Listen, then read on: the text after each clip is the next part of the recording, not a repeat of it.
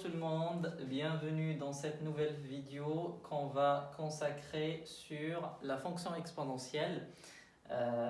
Donc ça sera un rappel de cours, hein, les propriétés les plus importantes à retenir avec des explications. Et puis dans les prochaines sections, on regardera ensemble quelques exemples pratiques, des exercices et voir des exercices avancés avec parfois des exercices extraits directement des examens, par exemple de baccalauréat, même si ce rappel il restera destiné en particulier aux étudiants qui sont en première, mais sachez-vous que c'est un chapitre extrêmement important aussi pour les étudiants qui préparent leur baccalauréat. D'accord ? Alors, commençons par déjà définir qu'est-ce que c'est une fonction exponentielle. Avant de commencer par la fonction exponentielle, rappelons-nous déjà ce que c'est une fonction de manière générale. Alors, une fonction f, de manière générale, c'est ce qu'on appelle, c'est une application, en fait, c'est une application qui va d'un intervalle qu'on appelle de manière générale d de f, c'est-à-dire c'est le domaine de définition, vers un intervalle qu'on appelle j, c'est l'image, c'est-à-dire c'est toutes les images de la fonction f par toutes les images de d de f par la fonction f, et qui est associé à chaque x, il associe l'image de f de x.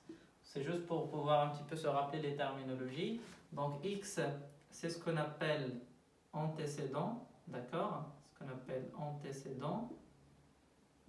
Et f de x, c'est ce qu'on appelle l'image de x, que vous allez souvent noter par y. D'accord? Donc un point x, il me donne une image y, et donc je peux avoir un point xy que je peux noter a, que je peux après représenter dans un repère cartésien. D'accord? Alors d de f, il faut toujours savoir comment le déterminer. Je ferai une vidéo dédiée justement pour cela, quelles sont les règles précises pour réussir à la détermination d'un ensemble de définitions. Mais juste pour votre rappel aussi, donc un ensemble de définitions d'une fonction, qu'est-ce que c'est concrètement? Eh bien, c'est l'ensemble des x appartenant à R, d'accord, tel que f de x, elle existe. D'accord? F de x existe. Alors ça veut dire concrètement, je vais vous donner un exemple très simple pour que vous ayez en tête ce que ça veut dire d de f. Si je prends une fonction f de x, d'accord, dans l'expression c'est 1 divisé par x.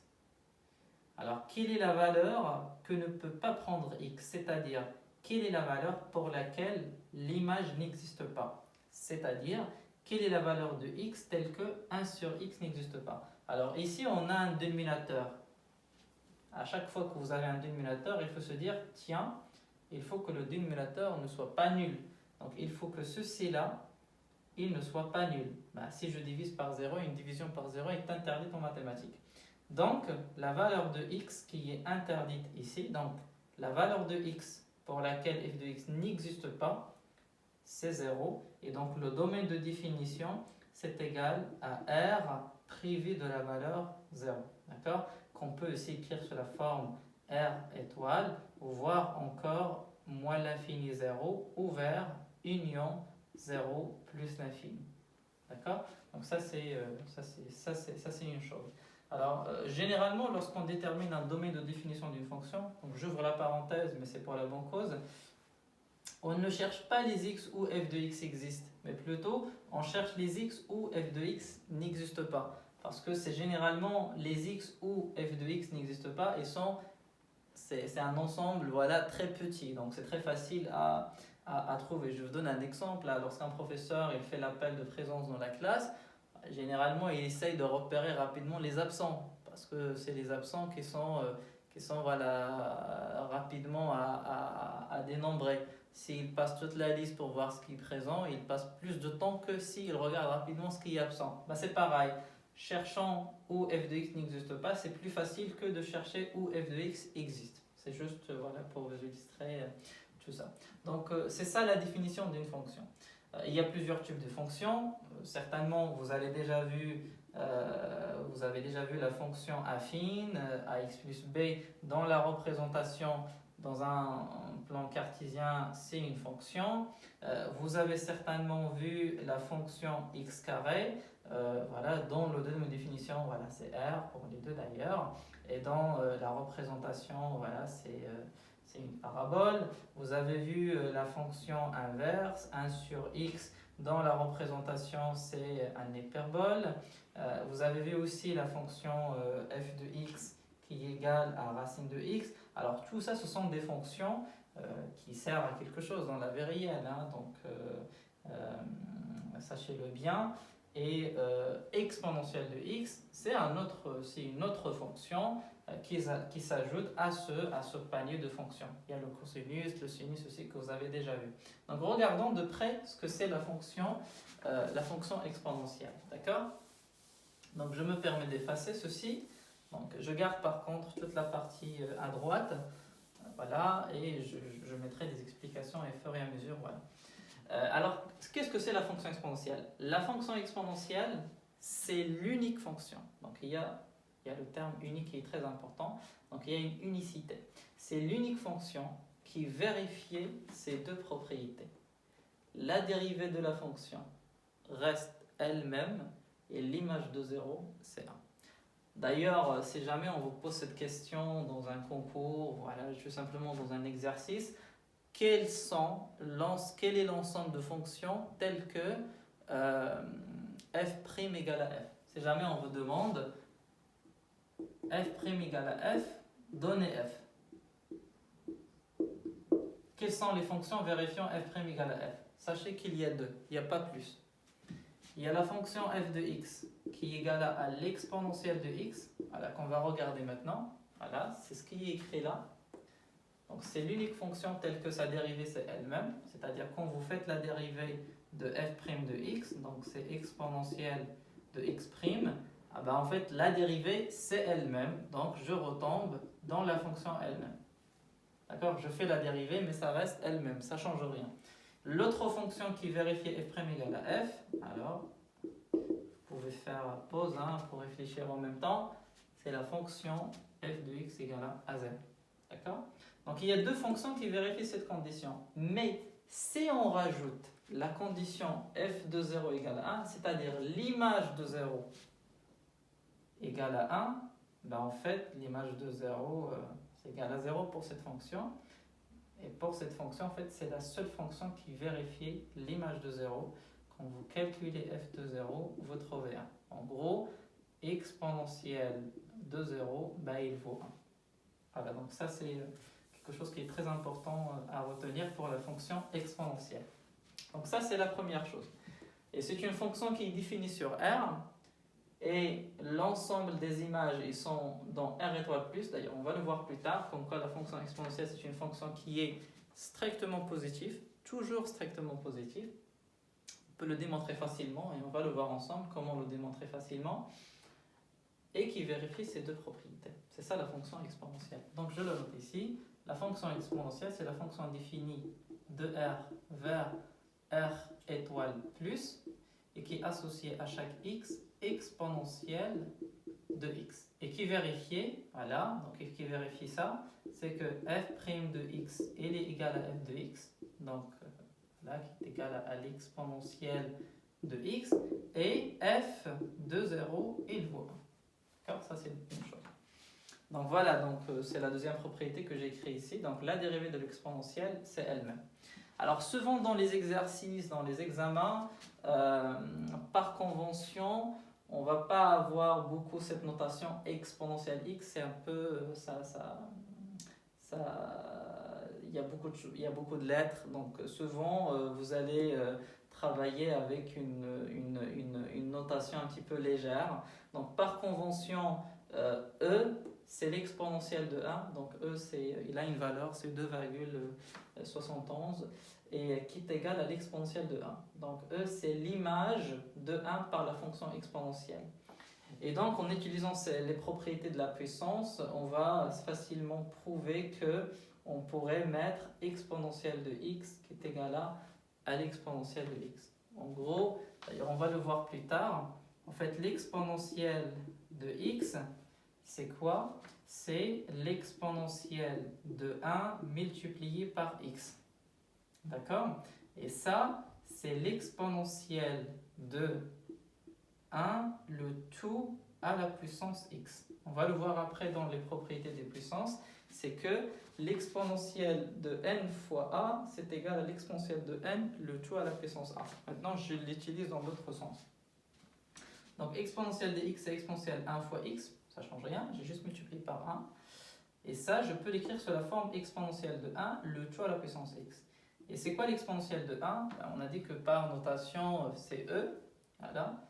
Et donc, tout ça, c'est e, et puis x. Donc, souvent, au lieu de travailler avec la notation expo x comme ça, on va plutôt travailler avec cette notation qui est plus facile, expo de x. Voilà, exponentielle, voilà, de x. Donc, c'est très important on va travailler qu'avec, voilà, à partir de ce moment-là, on travaille qu'avec cette notation-là de l'exponentielle de x. D'accord?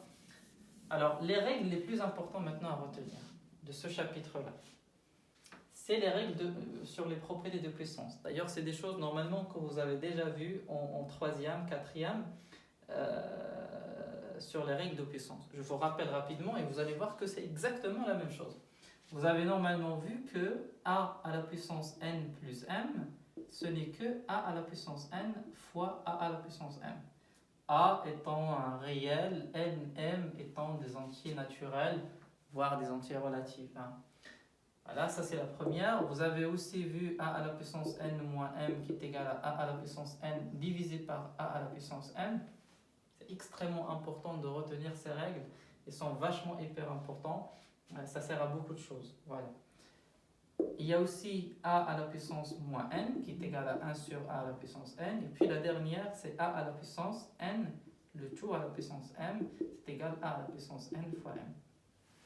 A étant un réel, je vais le remplacer par ce que je veux. En particulier, je peux le remplacer par la valeur e. Et bien, regardez ce que je vais faire. Je vais juste supprimer le a partout. D'accord? Je vais supprimer le a partout. Et vous allez voir qu'on va retomber dans les propriétés que j'ai écrites à droite. Donc voilà, je fais comme ça. Et là, je vais mettre quoi? Ben, je vais mettre E. E, E, E, E, E, E. Là, c'est E. Là, c'est E. Là, c'est E. Et là, c'est E. Voilà, donc je retombe dans les mêmes propriétés. Donc, c'est les propriétés de la puissance. Voilà, ils sont extrêmement importants.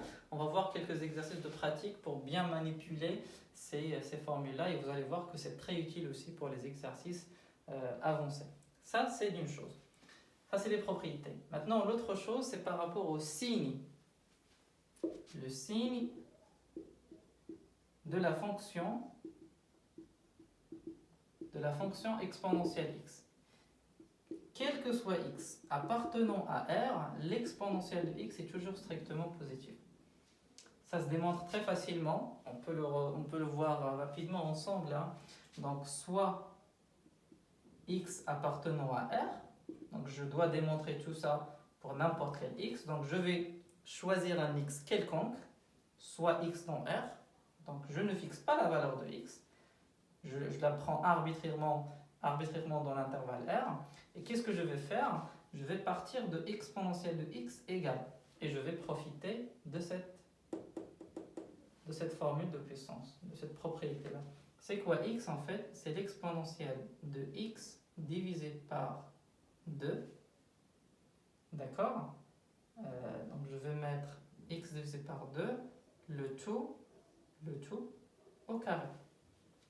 Regardez par rapport à cette règle de puissance. X divisé par 2, si je multiplie par 2, parce que exponentielle à la puissance n, le tout à la puissance m, c'est l'exponentielle de n fois m. Donc ça, je peux faire un retour. Donc vous voyez que si je fais ça, c'est exponentielle de x sur 2 fois 2. 2 avec 2 simplifié, elle reste x. Regardez, vous avez quelque chose qui est toujours au carré. Toujours au carré, normalement, c'est toujours supérieur ou égal à 0. D'accord? La fonction exponentielle, ça c'est une info de plus, elle s'annule jamais. D'accord? Donc c'est pour cela, il est toujours strictement positif. D'accord? Donc voilà comment on démontre facilement que la fonction exponentielle est strictement positive. Déjà ça nous permet de voir qu'elle est supérieure ou égale à 0. Et la fonction exponentielle, ça quelque chose qu'on connaît sur la fonction exponentielle, c'est qu'il ne s'annule jamais. Et donc l'exponentielle de x est strictement positif. Ça, c'est la propriété sur le signe. Maintenant, la dérivée, on l'a déjà vu, la dérivée de la fonction exponentielle, c'est elle-même. Attention, c'est l'exponentielle de x' qui égale l'exponentielle de x. Donc, n'essayez pas d'inventer. Si jamais je vais vous donner un exemple, parce qu'il y a pas mal d'élèves qui font cette erreur-là. Vous lui dites, c'est quoi la dérivée de exponentielle x carré le tout prime, il vous dit c'est l'exponentielle de x carré. Pourquoi? Parce que exponentielle de x' égale exponentielle de x. C'est faux. Ça, c'est faux. C'est uniquement la dérivée de l'exponentielle de x égale l'exponentielle de x.